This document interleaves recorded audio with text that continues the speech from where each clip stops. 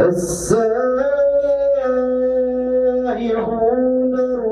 الراكعون الساجدون الآمرون بالمعروف والناهون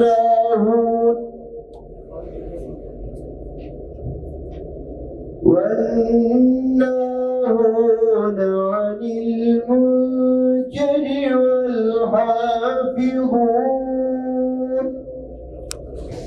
Gazze izzetin yurdudur. Gazze şerefin yurdudur.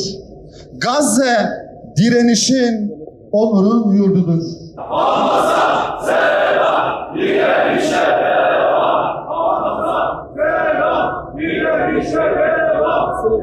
Değerli Müslümanlar, şimdi ise Kudüs Kardeşlik Platformu adına basın açıklaması yapması için Yahya Can kardeşimizi buraya davet ediyorum. Tarih boyunca haddini aşmış nice tağutları helak eden, yeryüzünün mustazaflarına özgürlük ve salih kullarına yeryüzünün verasetini vaat eden Rabbimize hamdolsun. Değerli dostlar, Gazze'deki soykırım ve bütün yoksulluklara rağmen şanlı direniş 6. ayını da geride bıraktı. 6 gün savaşlarında bölgenin en güçlü ülkelerini dize getiren altında tuttuğu Gazze direnişine karşı hiçbir askeri başarı elde edemedi. Gazze direnişiyle onurlu ve aziz, ümmet Ramazan, iftar ve hatta bayram telaşıyla mahcup ve aciz. Gazze direnişiyle, şehadetleriyle ders vermeye, uyandırmaya, diriltmeye devam ediyor.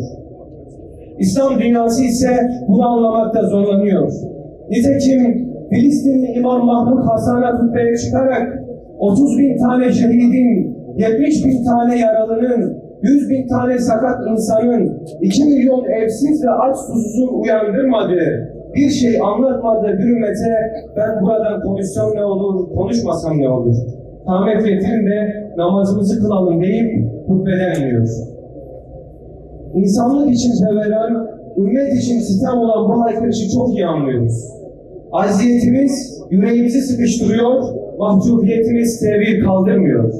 Ama biz sussak da tarihin susmayacağını bilerek konuşmaya, gücümüz yettiği sürece konuşmaya, gücümüz yettiği her şeyi yapmaya devam edeceğiz. Dualarımız ısrarlı bir şekilde devam edecek. Yardımlarımız, boykotumuz kesintisiz sürecek biiznillah.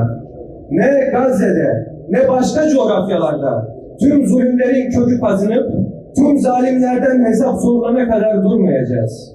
Yeryüzünde direnişin ve umudun adı olan Gazze, zaferin de adı olacak inşallah.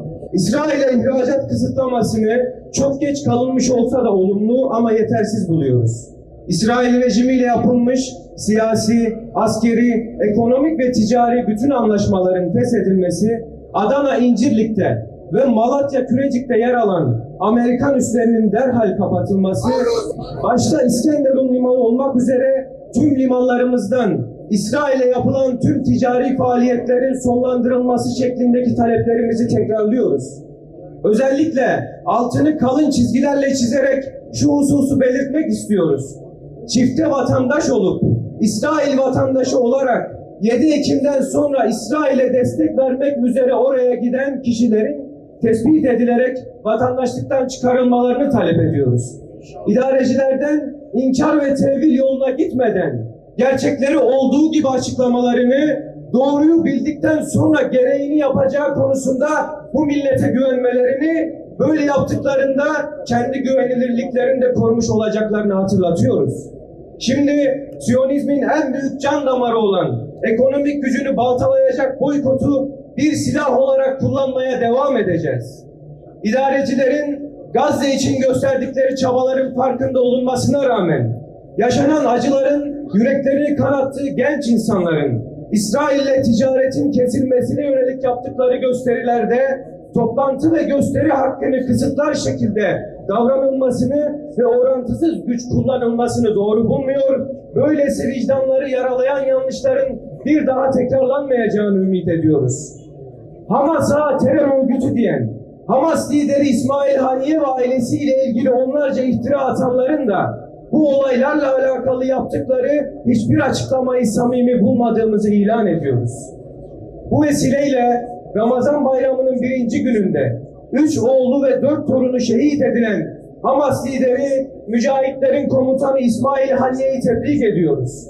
Ailesinden 60 kişiyi bu savaşta şehit veren bir liderliğin bozulmayan metaneti karşısında tüm azgın güçlerin diz çökeceğine inanıyoruz. Ramazan bayramı vesilesiyle Siyonist savaş makinesi karşısında gösterdikleri direnç, fedakarlık ve efsanevi kararlılıklarından dolayı kardeşlerimizi kutluyor. Aksa Tufanı Savaşı'nda ve Mescid-i Aksa ve Kudüs'ün kurtuluşu yolunda şehit edilen kardeşlerimize rahmet, Yüce Allah'tan yaralılara ve hastalara acil şifalar,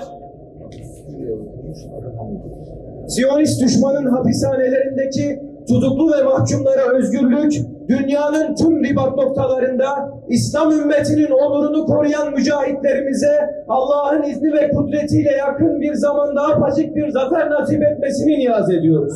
Son olarak tüm mazlumlardan yana olduğumuzu, Kassam mücahitlerinden yana olduğumuzu, kanımızın son damlasına kadar zalimlere karşı olduğumuzu, yeryüzünde hiç fitne kalmayıp din tamamen Allah'ın oluncaya dek mücadeleye devam edeceğimizi tekrarlıyor. Hepinizi saygıyla selamlıyoruz. İsrail'le ticaret, Filistin'le ihanet. İsrail'le ticaret, Filistin'le ihanet. Allahu Ekber.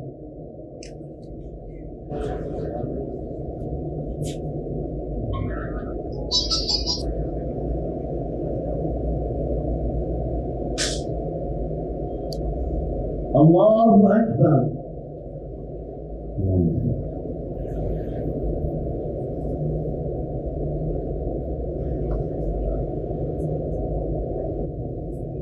Allahu Ekber. Selamun Aleyküm ve Rahmetullah. Selamun Aleyküm ve Rahmetullah. Şehitlerimizin ruhları için, özellikle İlker kardeşimizin de ruhu için, Allah rızası için El Fatiha. Ya Rabbi senden ümit varız. Çünkü Gazze'li 10 yaşındaki çocuk enkazın altından çıkarken Hasbunallah ve ni'mel vekil diyor. Ya Rabbi biz de diyoruz ki Hasbunallah ve ni'mel vekil. Sen bize yetersin. Onlar acımıyorlar. Onlarda merhamet yok. Onlar ellerindeki bütün güçleri orduların üzerine değil, ancak kadınların, zavallı dedelerin, zavallı yaşlıların, zavallı bebeklerin üzerine bırakıyorlar. Ya Rabbi fırsat verme. Ya Rabbi imkan verme. Ya Rabbi ne olursun dualarımızı dergahında kabul eyle.